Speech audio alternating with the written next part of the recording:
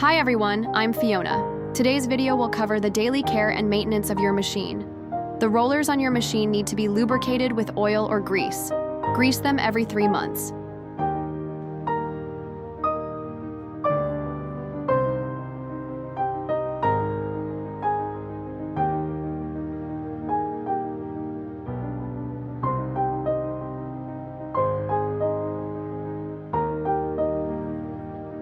The 2 chains mentioned above also need grease every 3 months, and the guide rails need lubrication every 15 days.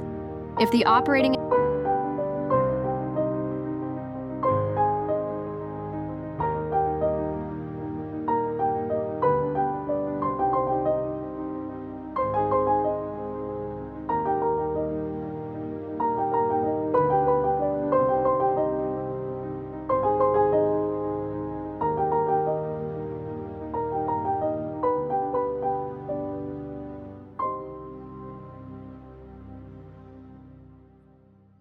Thank you for watching.